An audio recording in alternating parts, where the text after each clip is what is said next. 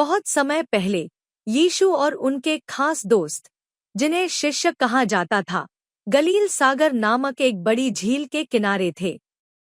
यीशु ने पूरा दिन कई लोगों को परमेश्वर के प्रेम के बारे में सिखाने में बिताया था। उन्होंने बीमार लोगों को बेहतर महसूस करने में मदद की और उन्होंने ऐसी कहानियां सुनाई जो दिलों को खुश कर देती थी। यीशु को देखने के लिए 5,000 से ज्यादा लोग आए। यह वाकई बहुत बड़ी संख्या है। वे सभी भूखे थे, लेकिन सभी के लिए पर्याप्त भोजन नहीं था। फिर एक छोटा लड़का यीशु के पास आया। उसने एक छोटा सा लंच लिया, बस 5 रोटियां और 2 छोटी मछलियां। बस इतना ही। लेकिन अंदाजा लगाइए क्या? यीशु ने मुस्कुराकर भोजन के लिए परमेश्वर को धन्यवाद दिया। फिर उन्होंने इसे शिष्यों को बांटने के लिए दिया।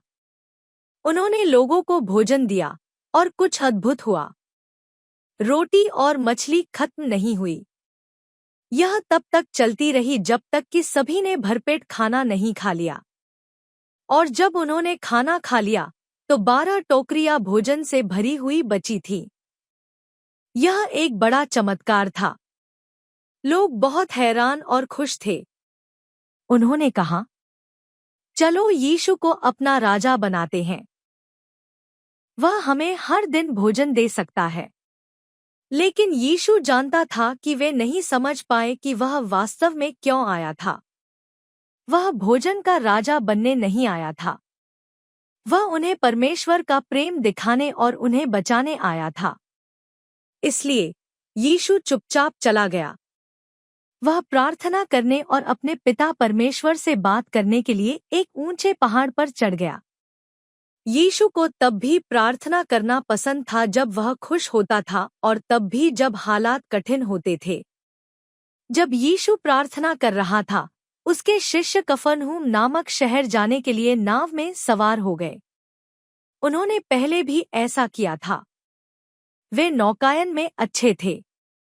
जैसे ही शिष्य झील के उस पार नाव चला रहे थे, आकाश में अंधेरा छा गया। तेज हवा चलने लगी। छप छप, छप छप। नाव आगे पीछे हिल रही थी। शिष्य डर रहे थे। उन्होंने चारों ओर देखा। यीशु कहाँ था? वह नाव में उनके साथ नहीं था। उन्होंने और जोर से नाव चलाई, लेकिन इससे कोई मदद नहीं मिली। हवा और तेज चल रही थी। लहरें और तेज हो गई। नाव बिल्कुल भी नहीं हिली। ऐसा लगा कि वे कभी दूसरी तरफ नहीं पहुंच पाएंगे। फिर कुछ आश्चर्यजनक हुआ। शिष्यों में से एक ने बाहर देखा और चिल्लाया, देखो, यह क्या है? कोई चीज या कोई व्यक्ति पानी पर चल रहा था। शिष्य और भी डर गए। वे चिल्लाए, यह भूत है। लेकिन फिर एक शांत आवाज ने कहा, यह मैं हूं। डरो मत। यह यीशु था। यीशु पानी के ऊपर चल रहा था, सीधे उनके पास। वह डूब नहीं रहा था। वह तैर नहीं रहा था। वह सीधे तूफान के बीच से चल रहा था। शिष्यों को अपनी आंखों पर विश्वास नहीं हुआ। यीशु, यह आप है। वे बहुत खुश थे। उन्होंने नाव में उसका स्वागत किया। और जैसे ही यीशु नाव में चढ़े, हवा चलना बंद हो गई। लहरें शांत हो गईं। नाव धीरे धीरे किनारे पर आ गई, बस ऐसे ही।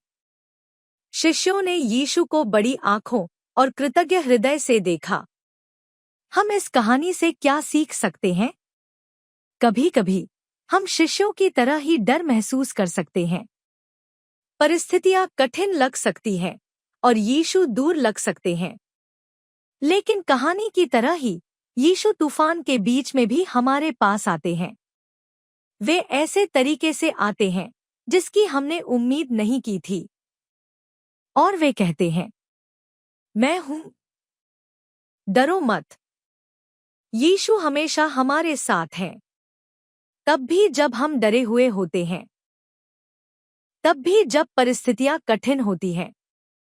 वे चाहते हैं कि हम उन पर भरोसा करें, उन्हें अपने दिलों में स्वीकार करें और याद रखें कि हम कभी अकेले नहीं हैं। जब हम यीशु के साथ चलते हैं तो हम मुस्कुरा सकते हैं और कह सकते हैं, धन्यवाद यीशु, मुझे पता है कि आप मेरे साथ हैं।